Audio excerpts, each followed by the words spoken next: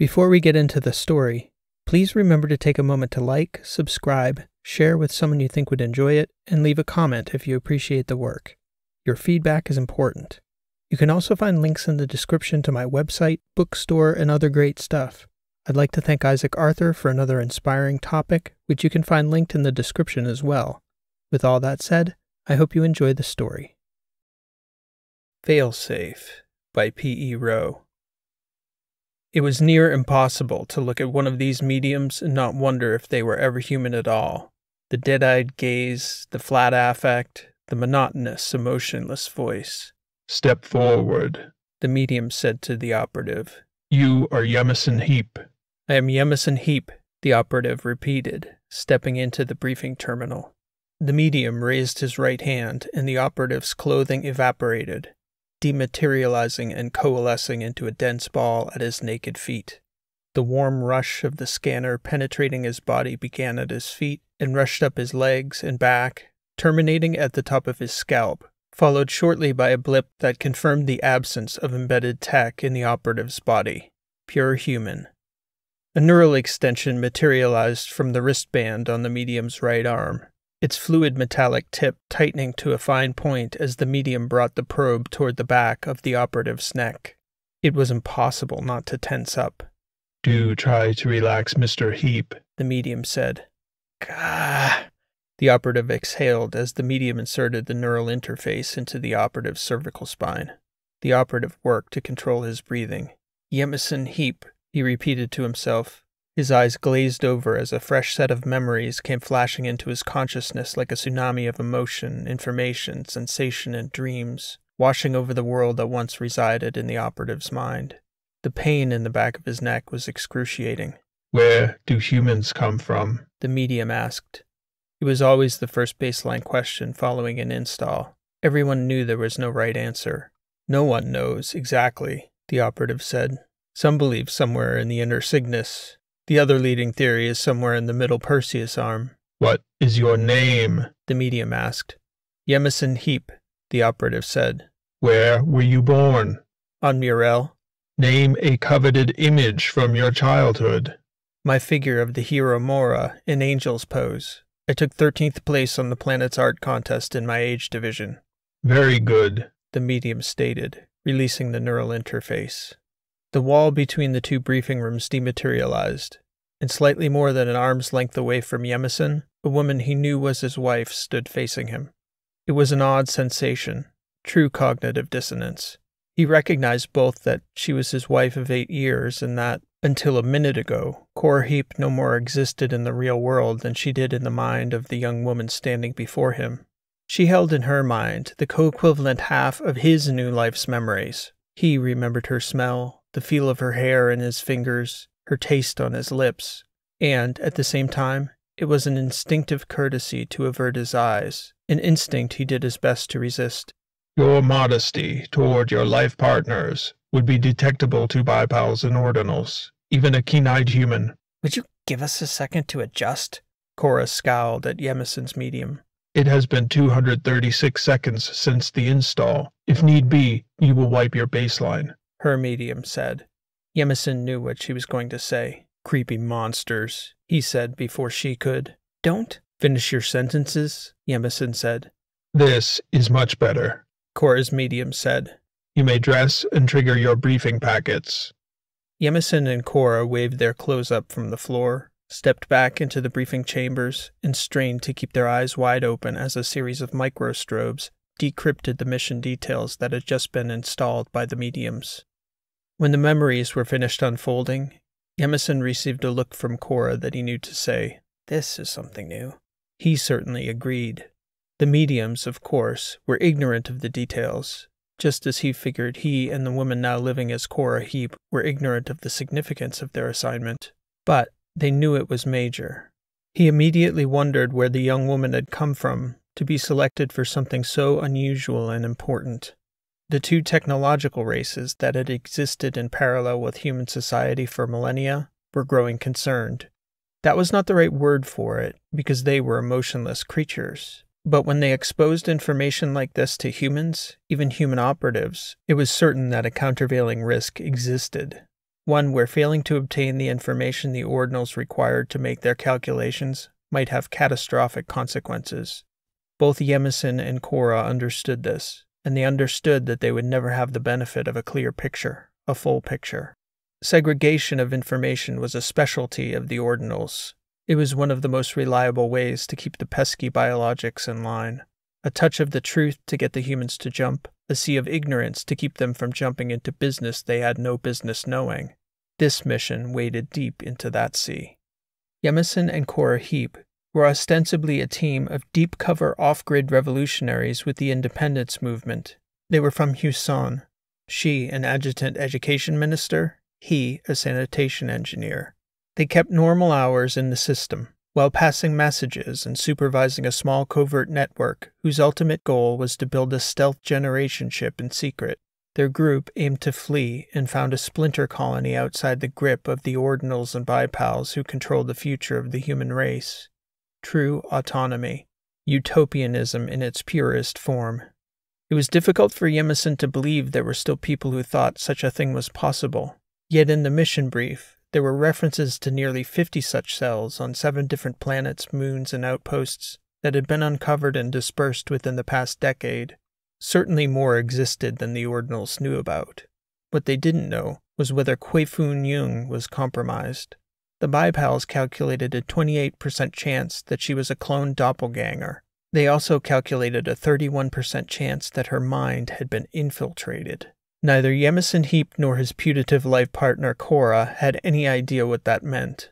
Their brains, as operatives, awash in intricately fabricated false identities as they were, still were the purview of the operatives themselves. Mind infiltration of a biologic intelligence seemed like something different. Brainwashed?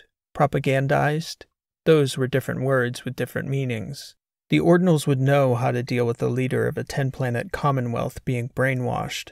They couldn't exactly fly into Jericho, parade into Reckler Hall, and remove a sitting chancellor without either shearing off the facade of autonomy or exposing the fact that a human mind could be infiltrated, and they thought there was a serious chance it had already happened to a central figure in the government.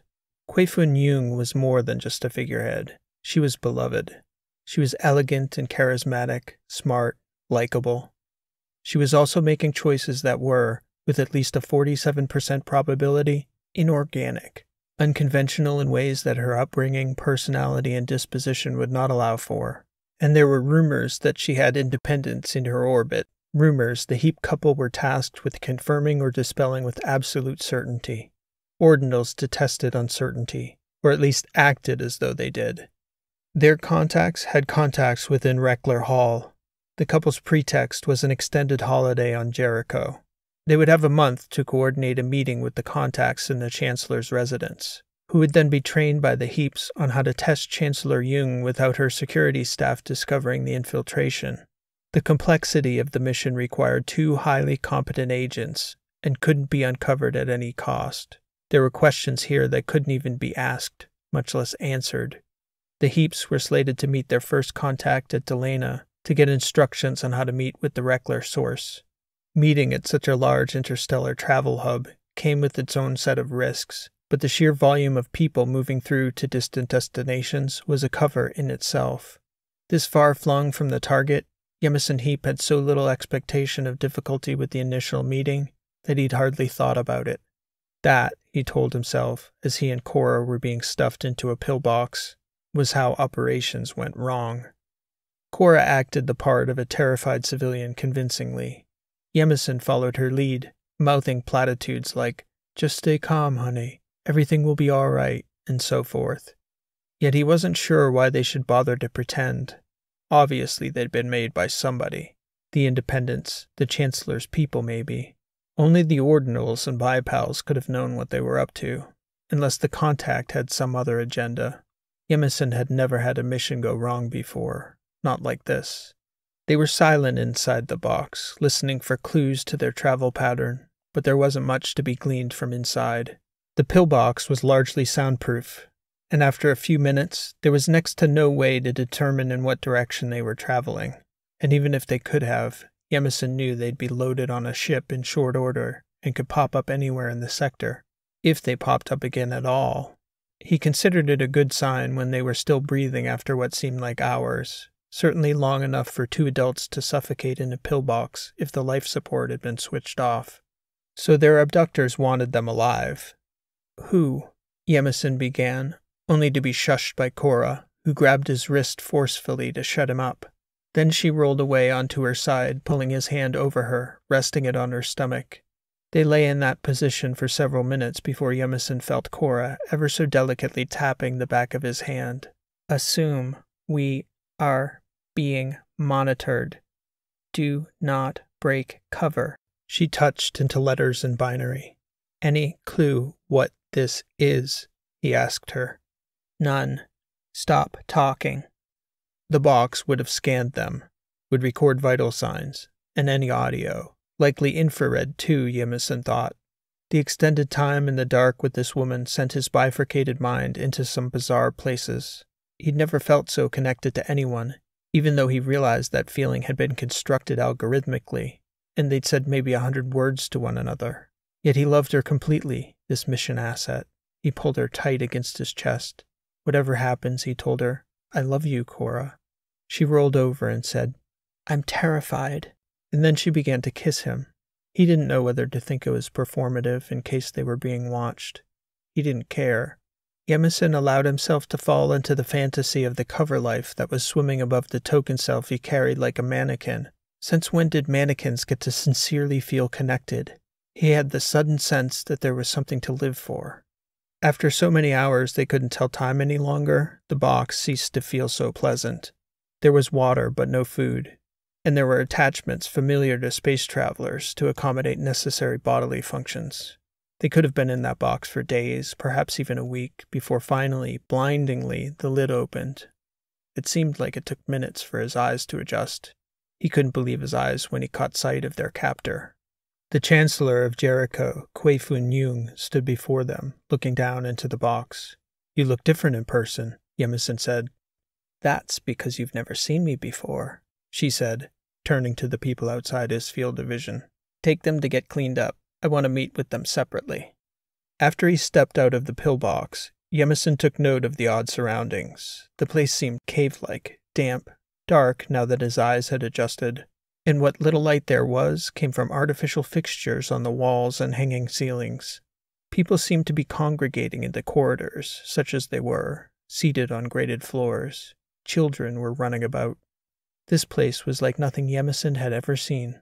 These people were different. They had a wildness about them. The space got colder as he descended. Yemison was brought to a natural spring where water dripped down over the rocks and into a bucket that was handed to him. The guards had to teach him how to wash himself with the freezing water. As he walked back toward the large upper room where they'd been released from the pillbox, Yemison saw people with shaggy hair and yellowing teeth. They wore clothes made of biological fabrics, drab, even fraying. He didn't see one piece of tech. There was even a smell in the air in the large amphitheater he didn't recognize. When he asked the guard, who was obviously a resident, about the smell, the guard shook his head at Yemison's ignorance and said, "Smoke," and pointed to the monstrous metal object at the center of the enormous room. "From the fire in the furnace." Fire. Yemison had never seen fire. Chancellor Kwei-Fun Yung met him at the foot of the blazing furnace. Yemison's eyes were drawn to the orange flames as the furnace radiated heat in a welcoming way. She gestured for him to sit on a chair made of fabric with 4 legs. She had an oddly colored carbonated drink set before each of them. "Go slowly," she said.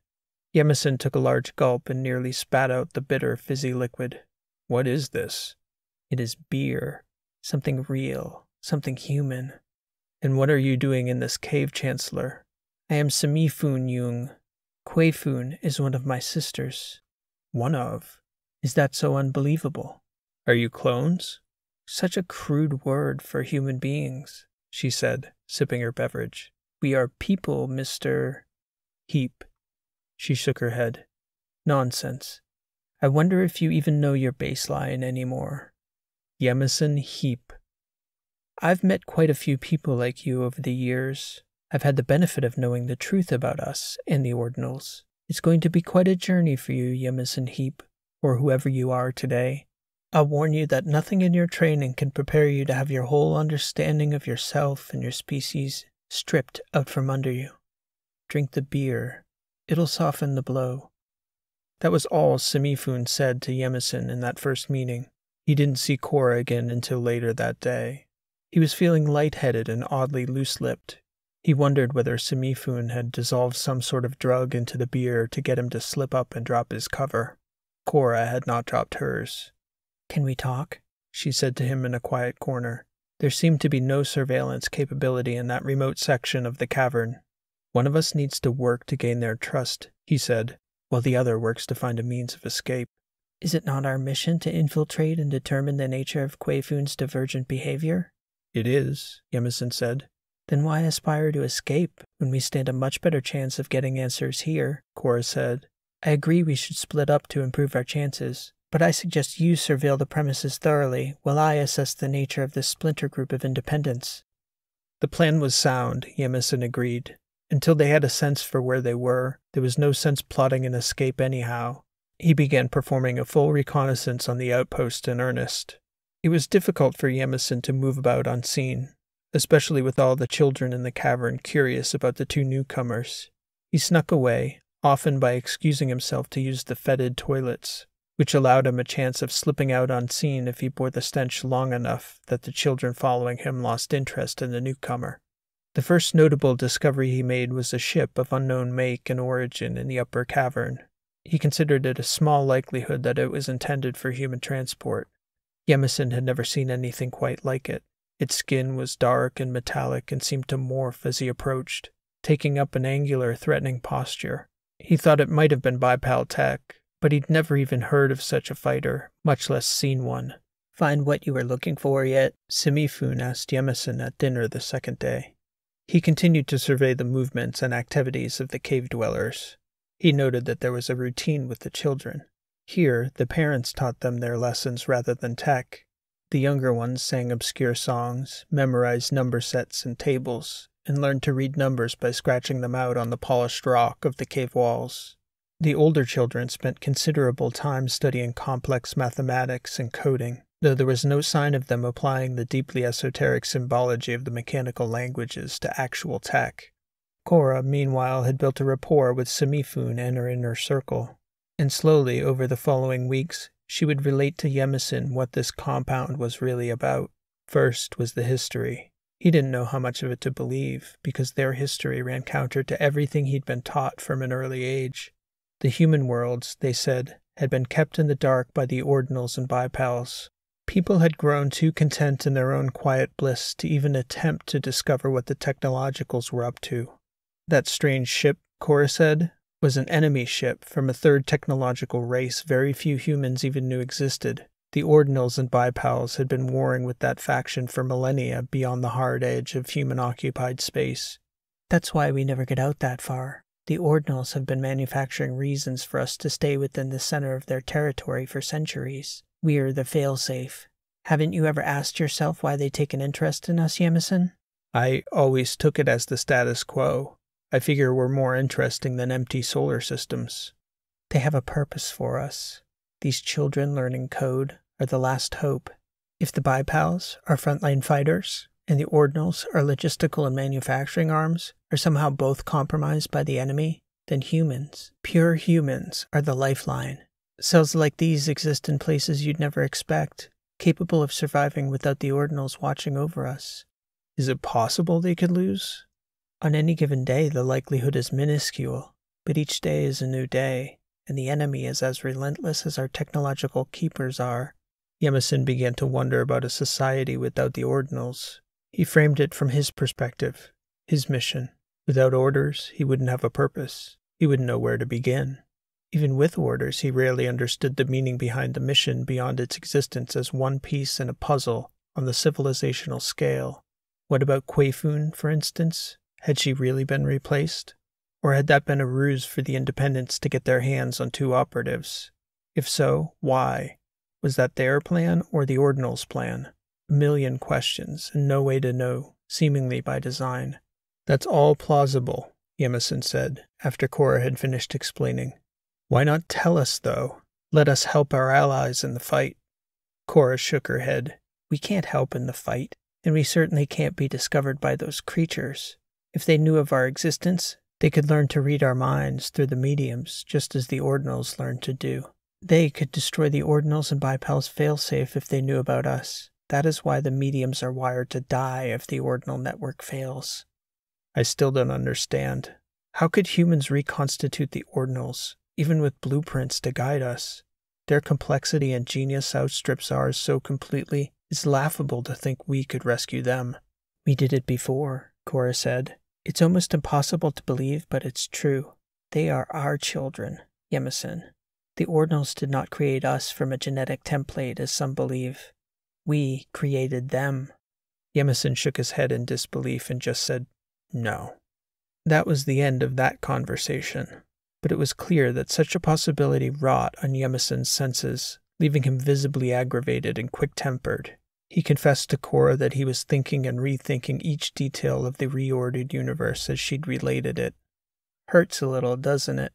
Simifun said to him the following evening over a cup of beer. Especially when you believed in your purpose. Here's the real trick, though. There isn't a person alive now, or who ever lived, who knew their full purpose, what they meant in the grand scheme of things. You had an important part to play in the scheme of the Ordinals and the way they keep order in the worlds. What makes you think you aren't still playing it exactly as they drew it up? Cora seemed to be handling the adjustment far better. She said she was gathering a wealth of intelligence on Quayfun from her sister.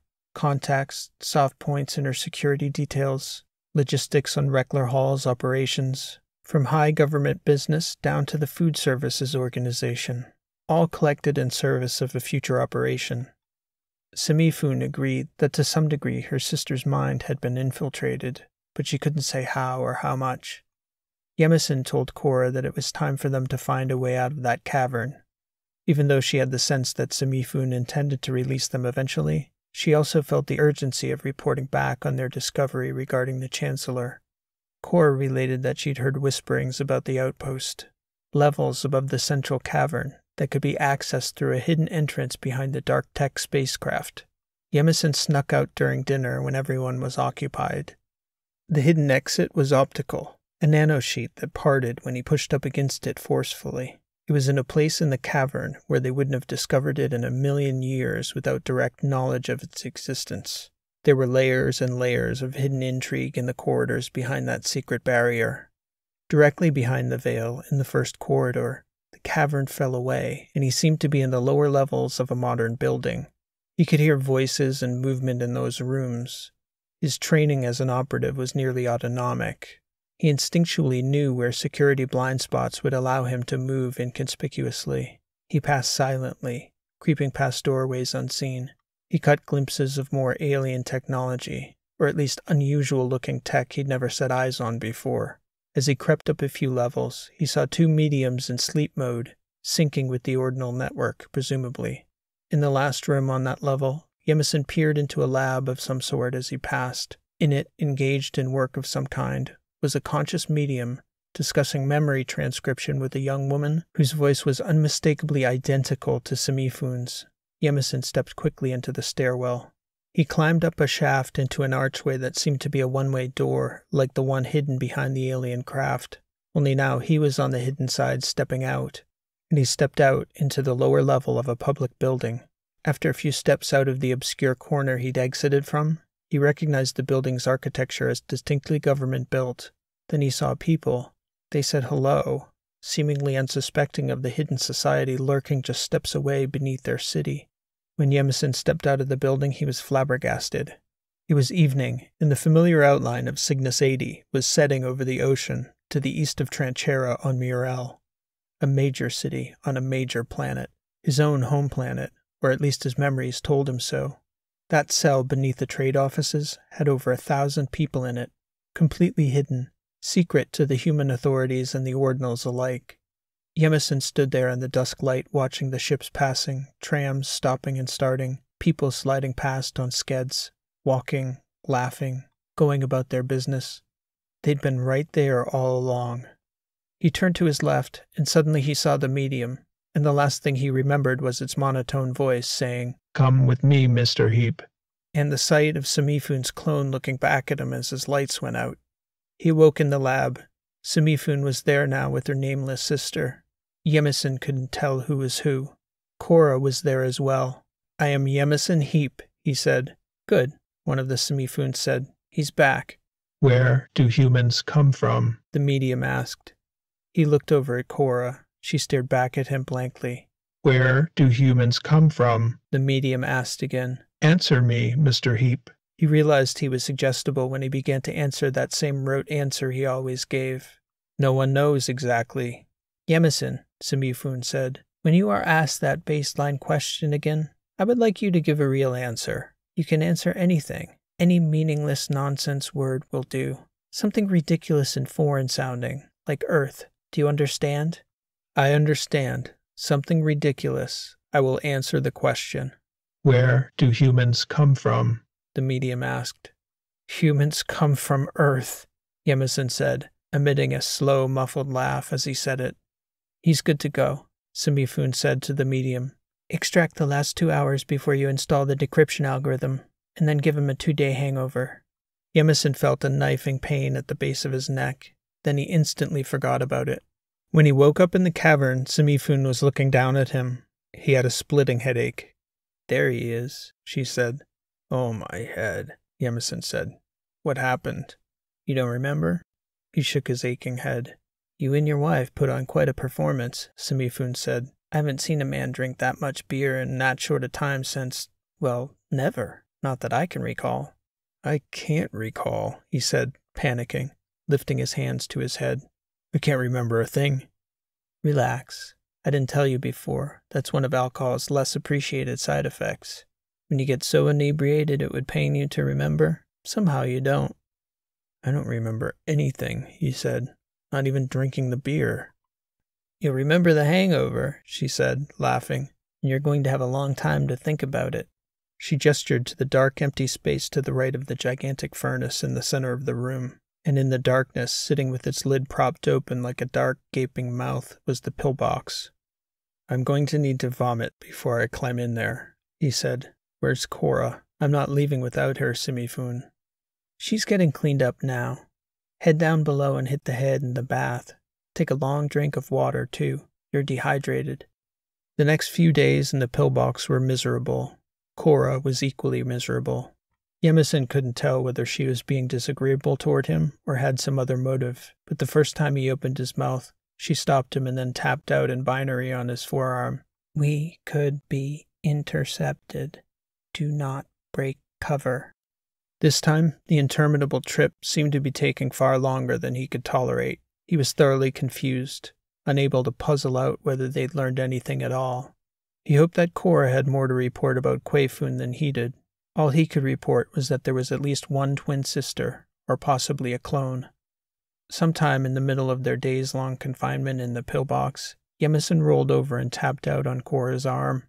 "I don't care if it's crazy. I know that it was put in my head, but I love you and will miss you when it's over. I wish I could keep us together in my mind." She responded, "That's sweet. It is crazy, but sweet." They were released in the same spot on the Delana Interstellar Hub where they had been stuffed in the box weeks earlier. Yemison couldn't tell whether their flight had been twice as long, or it just seemed that way with the hangover. The final leg of the journey was only more tolerable in that they were no longer locked inside a pillbox. Yemison tried to engage Cora in conversation. She seemed uninterested. He tried to hold her hand. All he wanted was some contact, someone who might understand the feeling of having the universe suddenly make no sense. And he knew that she understood what he was feeling. The hangover had messed with his equilibrium in a way he'd never experienced, worse than any debriefing session he'd had with a medium through the years. It always felt strange having a cover wiped, like a piece of the mind slipping away. Then for days, weeks, sometimes even months, there's the sense of loss, something missing, a memory of a blank space bubbling up. He wondered if it would feel different this time with Cora. He wondered if she would feel that loss about him. As always, they were separated so their reports could be filed independently. Then they were taken for debriefing. Yemison had the sense that he had never dreaded entering that debriefing room like he did this time, but it occurred to him that he couldn't really know whether that feeling was true. Who are you? The medium asked as Yemison stepped into the room. The medium raised his hand and Yemison's clothing dissolved into a fine mist that fell to the floor in a ball at his feet. I am Yemison Heap, he said. The warmth of the scanner rose up his body in a line, steadily climbing up from his feet to his scalp. Step forward. Reluctantly, Yemison stepped before the medium, awaiting the familiar knife-like pinch at the back of his neck. Who are you? The medium asked as he began to probe the operative. I am Yemison Heap, he said. Are you Yemison Heap? No, I'm not sure. Where do humans come from? Humans come from Earth. I'm sorry, the medium said. Repeat yourself. The operative winced as the probe pinched the skin at the back of his cervical spine. We come from Earth. The medium retracted the probe. Remain where you are, Agent, he said. You are not yet released. The operative stood in place for minutes in solitary reflection in the brightness of the debriefing room. Before long, he had no idea why he was even standing there. A different medium entered the room, though the operative did not know the difference. The new medium approached the agent from behind and inserted the mind probe into the back of his neck. Tell me, Agent, the medium said. Where do humans come from? From Earth. What does that mean, Earth? I don't know. It's a nonsense word. I think I just made it up. The divider wall between the two debriefing rooms dissolved in front of the operative. There was another medium and a woman who looked familiar, but the operative didn't think he'd seen her before. The second medium approached and applied a cortical band to the operative's forehead. The female operative said the following words to the male agent's medium. Bridge, Enterprise, Hazy, 7, Sympathy, Supernova, Charm. There are 5 lines. What should I extract? The medium asked. The third line, the woman stated, should be a decryption algorithm. Can we hurry this along, please? The male agent said, wincing. This is painful. A code series began to pour out of the operative's mind through the cortical band, displaying a complex decryption algorithm in light on the side wall. Correct, the medium said. Looks correct, the woman said, entering the algorithm into the briefing chamber and stepping inside. After a few moments, the strobes began flashing directly into the woman's eyes, decrypting memory sequences that had been encoded at some point in the past. The male operative had no idea what was happening. The strobes stopped. Got it, she said. Wipe all 5 lines. Gah! The male operative winced as the medium pulled memories. The woman came over and touched the man's cheek. I'm sorry this fell to you, friend, but it couldn't be helped. Who are you? The operative asked her. At one time, you won't recall, but I was your wife.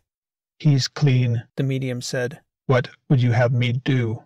Wipe everything, even his baseline. Wait, what's happening? The man said. What are you doing to me?